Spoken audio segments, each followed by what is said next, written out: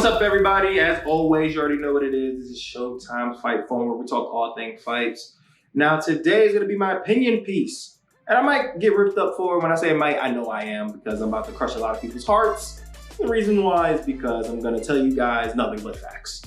Okay, now I'm going to call this Showtime's overrated. Now, let me also, before I get into my spiel, let you guys know, overrated does not mean this person was not good. Overrated does not mean this person was terrible, trash, worst example of fighter you could possibly be. It just means that people overrate their legacy, their stats, or their skill. This is gonna be about Mike Tyson.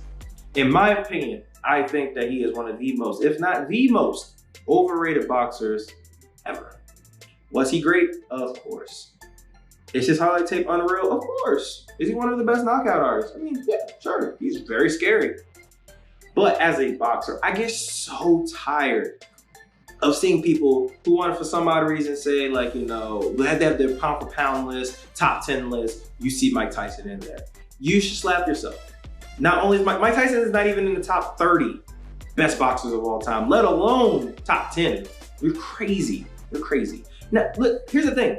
You can even argue that he's barely a top 10 heavyweight of all time, let alone top 10 pound for pound all time. People are gonna get mad, people are gonna kill me, it is what it is. However, I don't care. I'm gonna bring up some things, all right? Now look, a lot of Mike Tyson's mystique is off of woulda, shoulda, couldas. I'm not with that. Now look, is he talented? Hell yeah. Is he one of the most talented boxers? You could possibly say so. Yeah, I don't really have an issue with that. But I like to go off of what we saw, not what we could have assumed. Okay? We have nothing but excuses every time when it comes to that. His trainer died. That sucks. And I know trainers really do matter. However, champions adjust. Okay? How many different trainers did Floyd have to go through? I mean, I'm not gonna say how many different ones. How many times did he have to switch between his dad and his uncle? I mean, he had his dad growing up, then his dad went to jail, then he only stuck with his uncle. Then next thing you know, he went back to his dad, then he went to his uncle. Guess what, do you think their styles are the same? No. Even Floyd went two different ones because of certain issues that he was having. I think he switched off his dad after the Miguel Cotto fight because, oh yeah, well, you know, I was getting punched too much. I think I need to go back to my dad. However, which is me just saying, regardless of your trainer, you can go to another trainer and you should still be able to replicate, still be able to win. Coach Models is a freaking phenomenal all-time trainer. I'm not trying to sit here and discredit that. But sorry, man. He was dominating after him. Now, he was the youngest world champion. That is impressive. He peaked very, very young. Success came very young. So yeah, he partied, he did drugs, this, that, and the third. He was the partying, he wasn't focused. Let's keep it 100, man. Do you really think fighters, especially in the 80s, in the 90s, you think all of them were sober? You think none of them was doing drugs? You don't think Sugar Ray Leonard was doing drugs? You don't think he was snorting some coke? You don't think Roberto Duran was ever doing drugs? Let's keep it 100. Back in those days, everybody was on drugs. I don't want to hear that. Do you think that they always focused on all their opponents? I don't believe so. Like, come on, like, I'm gonna keep using Sugar Ray because Sugar Ray was the golden boy. Do you genuinely believe a person that was as popular, as good looking as Sugar Ray didn't have no drama, no issues going on in his life? You don't think he was partying, having fun? You think he was just completely focused and never did anything? If you think so, cool. I'm glad you think that, but no.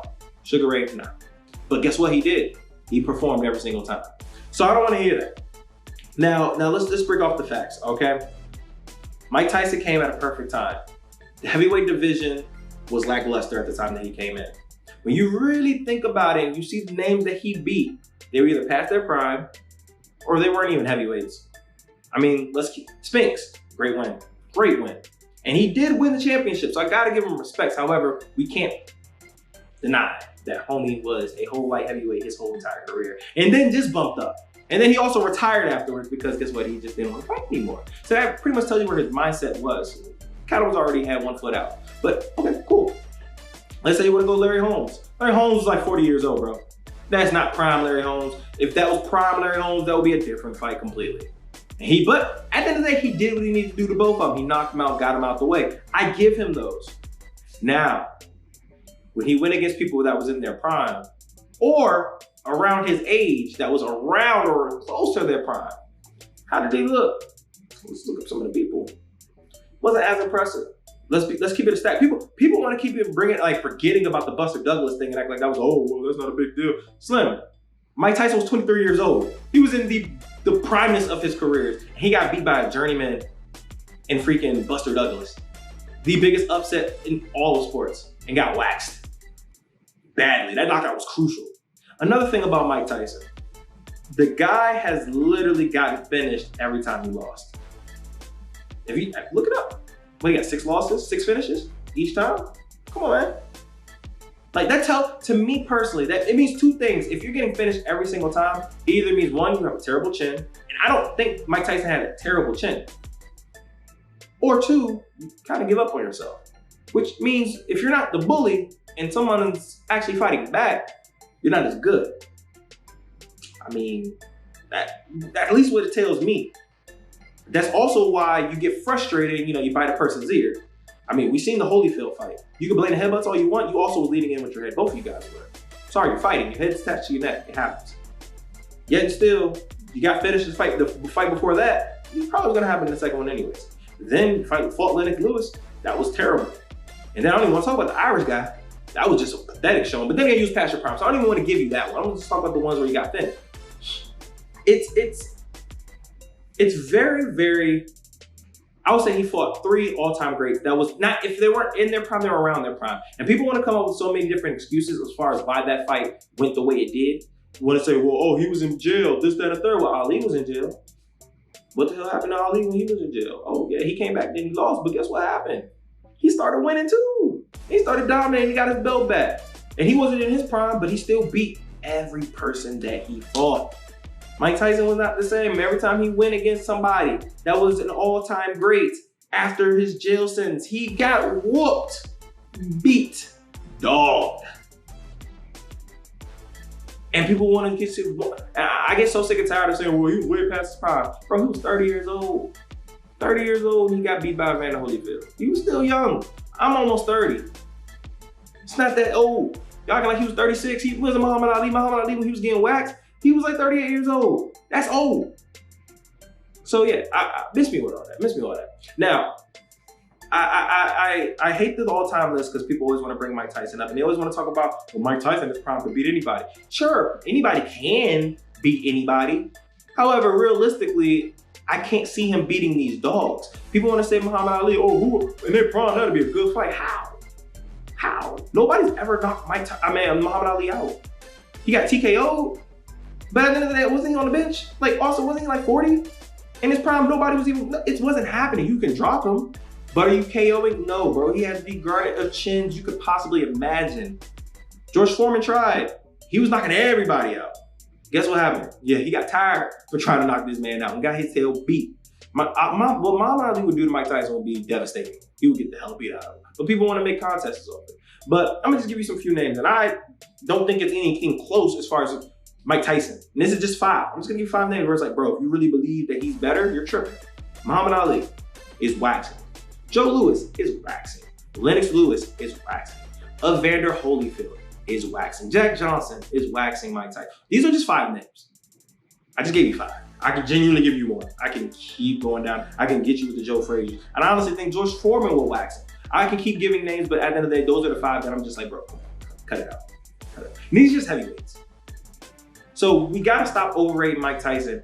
And I hate to do it because I love Mike Tyson. I mean, I grew up on Mike Tyson too. I'm a 90s baby. So literally, I've seen a lot of Mike Tyson knockouts. I've seen the reels and I've seen the real fights.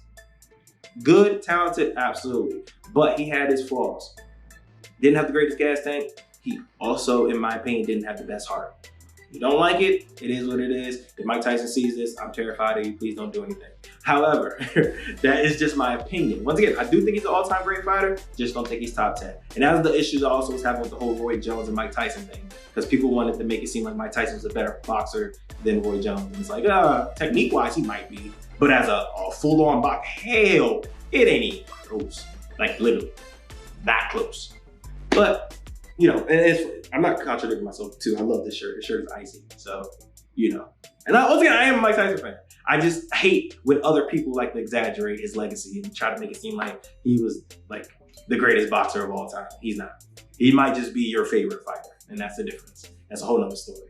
But as always, tell me what you think. Y'all can kill me if you want. It is what it is. But that's my opinion. That's Showtime's opinion. You can fight me anytime, and I can debate you about it because I got more facts. I just brought up something, all right? But I want a conversation about it. So go ahead, hit me up, DM me, follow me on all social medias at Showtime Sanders. And as always, make sure you like, comment, and subscribe. Thank you guys, and make sure you have a blessed day.